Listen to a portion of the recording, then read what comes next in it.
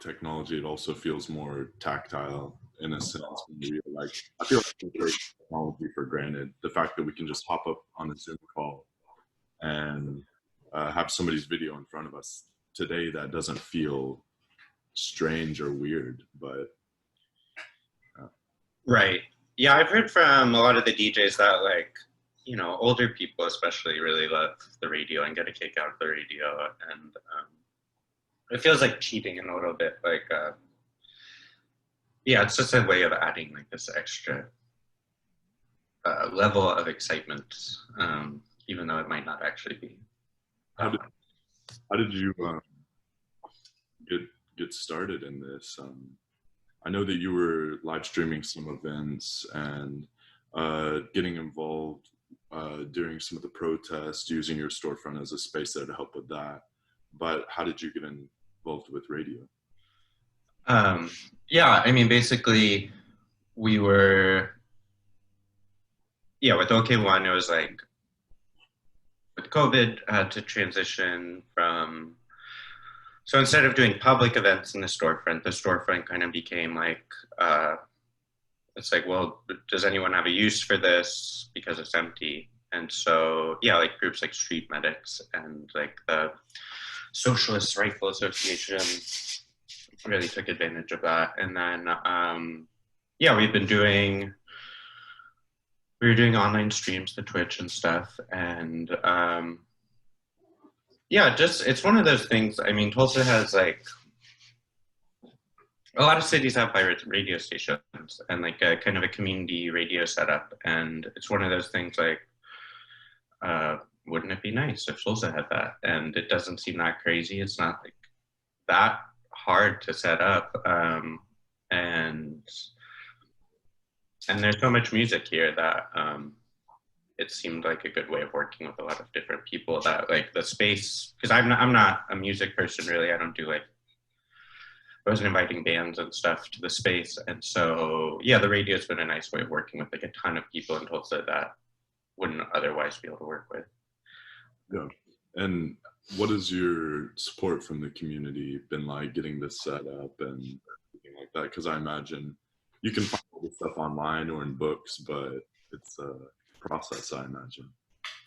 Yeah, Free Radio Berkeley was like the main resource I was working with or using to get the transmitter and stuff. They actually custom built the transmitter for us. And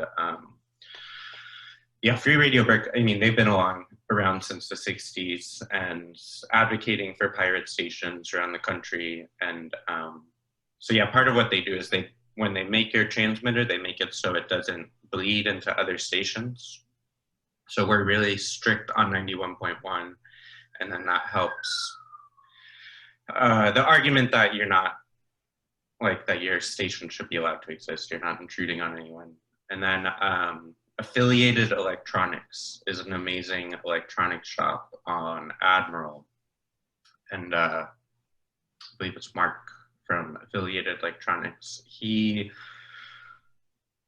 taught me a lot about like, what kind of antennas, you know, like all the antenna business, ultra high frequency versus FM band and all this stuff. And so he ended up building the antenna for us. And then, yeah. And there's been a little drama, right, with you broadcasting over 91.1. And can you talk about that? Well, our window broke the other week, and I've been surprised. No one actually, I will say, I'll use this opportunity to say that no one officially attacked our windows. It was a false flag operation where our windows, I came in the morning and our windows were shattered, and it seemed like a good opportunity to you know, create a mythology of the war for the airwaves. And like, I've been surprised. I don't know who actually would. Yeah, we don't have a real battle that we're engaged in. Leave okno.one's windows alone, everyone out there. Thank you. And then also, I was thinking about your space even before launching the radio station, and it's a sort of field of dreams type situation. Like if you build it, they will come. And there was an overwhelming response before, and now also with this radio station, you make something like this available, and it seems like overnight you've got people booking spots throughout the week to come on and DJ and have their own shows. So maybe you could talk about some of those shows and the people who are coming on. Yeah, sure. Yeah, it has been really exciting how quickly kind of, yeah, we've gotten people involved and excited about it. And yeah, our first DJs, our first official DJs, we had Travis Mamade who's doing the Red Road show. And that's a really excellent show. He plays a bunch of Indigenous music, like, you know, contemporary and traditional. And he also sings some of his own songs and plays some of his own music. And so he's doing that on Sundays from 4 to 5. And then the first two DJs, and then DJ No Name. So he started a Monday night show at 9:18 p.m. And then it really quickly grew from there. We got, you know, like the Cult Love Sound Tapes record label crew, and they brought a bunch of their friends in. And we're starting to get like some real proper DJs from the community. DJ Afistaface and DJ Kylie are coming in this weekend, and they do it as a job. Yeah. And so that'll be exciting. And yeah, it is. It's getting busy, and yeah, trying to figure out so that I'm not just unlocking and locking the door for everyone, because it doesn't seem long-term sustainable. In a video or in an interview with The Voice, the Tulsa Voice, you said that you kind of want to be hands-off and really not dictate what is or isn't played on there. And I think that was also an ideology with the community art space as well, that, you know, no idea was maybe too crazy or too small if somebody was passionate and had good intentions with their art. Yeah, I mean, I think with okno.one's normal programming, it is like a curatorial project. You know, it's like my arbitrary kind of decisions on what we're going to do next. But that's mostly because, yeah, so the normal okno.one programming, we do like 2 things a month, and I pay a $300 honorarium to each of those artists. And so there's just a more limited, you know, there's only 2 opportunities a month, and so you have to be more selective, and you're spending money, and so you want to, you know, you just want to make sure you're like, this is what you want to do. But the radio, there's literally 24 hours in a day, 7 days a week, and so there's so many opportunities for people to come in. And yeah, it's not a platform that needs to be curated in that way. It's just like, let's fill the time, and yeah, there'll be interesting stuff happening all the time. So I'm excited about that balance, to be able to have this space that isn't controlled and is, yeah, just open to everyone, because I feel like that's a needed, or like, I'm happy to have that as a new direction for the space. Yeah. And is there anything you'd like to see or that you dream about this project becoming that hasn't happened yet?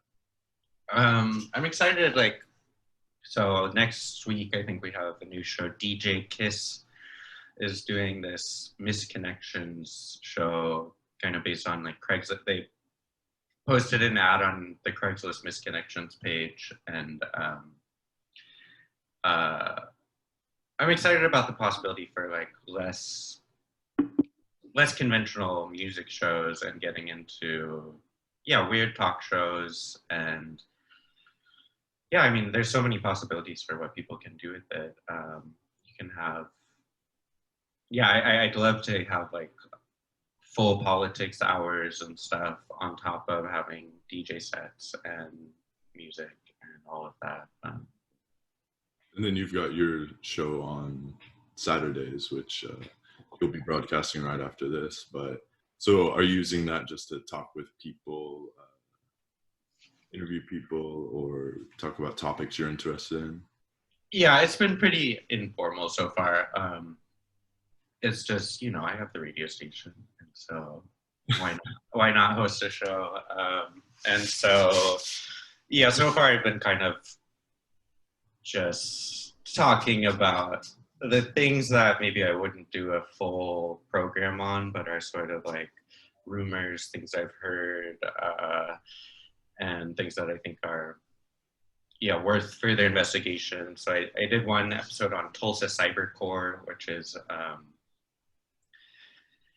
of this like premier NSA training facility, and this kind of has made Tulsa the center for cybersecurity and national security, and it's like not a commonly known thing. And yeah, this afternoon, interviewing a real investigative or a real private investigator. So very excited about that. Does it feel weird right now getting interviewed on your own radio station? It is a little weird. I'm just like, it's many layers of processing going on here. But it has been exciting. Yeah, I'm a little nervous the attention the space has been getting and possibility of us getting reported to the FCC. But it's you gotta. And if people want to donate money to okno.one, they can, and that means you can get a transmitter, right, that would broadcast for the entirety of Tulsa, because right now it's about 2 miles.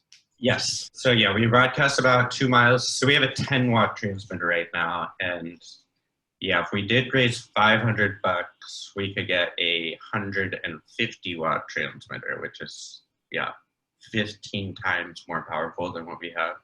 So a way further range. But I'm a little nervous to go for that because it would be a much higher profile and much more possible for us to get shut down. But yeah, this next year I really am going to try. I'm trying to, we're applying for grants and trying to make the space more sustainable and long term. And able to, last for a long time. So. Congratulations to you and Crystal Campbell-Z for the OVAC grant. Thank you. Program. Yeah, we're really excited about that. Going to do kind of a series in December on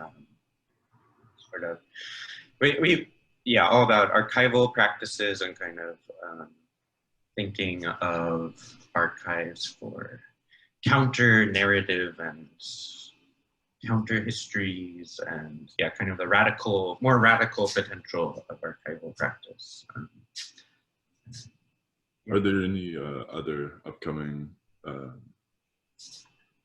programs you want to talk about? Yeah, sure. We have, so next Sunday, the 13th, super excited to have this artist, Zach Glass, who is a big art hero of mine and has been super influential to me for a long time. And so he's going to be presenting, it's kind of this, he's been working on a trilogy of queer science fiction, kind of set in this like dystopic Silicon Valley world of,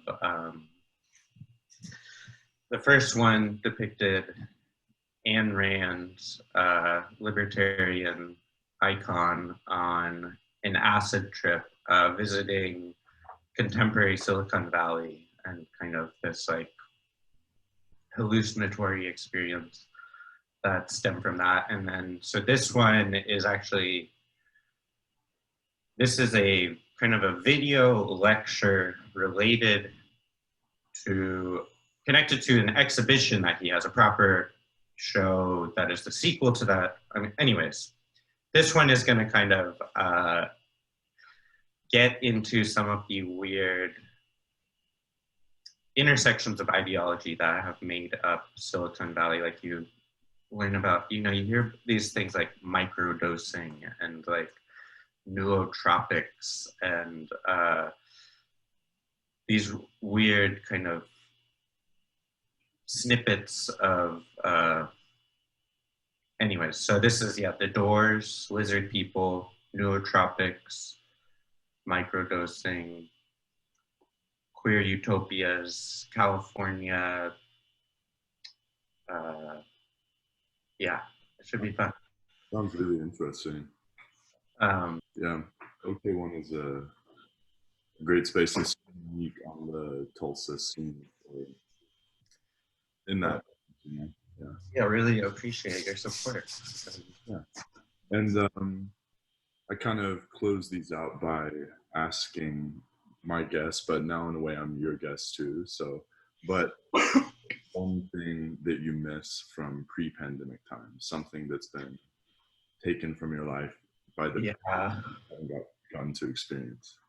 I mean, I think the big thing for me is it's like the space has gotten a lot of attention since the pandemic started, and yeah, you know, our audience has really grown, and I just wish that we could have people back here. You know, I would love to have a party and a big gathering, and yeah, like kind of an opportunity for, yeah, all these people to come together. But we'll have to wait a little longer and yeah, keep doing what we can. Yeah. Well, thanks for having me on, and best luck with the space. And it's good seeing you. Yeah, thanks for talking with me. And yeah, good to see you, Mason. And yeah, have a great afternoon. Tune in at 1 for Private Investigator. Yeah. Bye, Tulsa. Bye, Lucas. Yeah. 91.1 KNO Radio, the Pulse of Tulsa.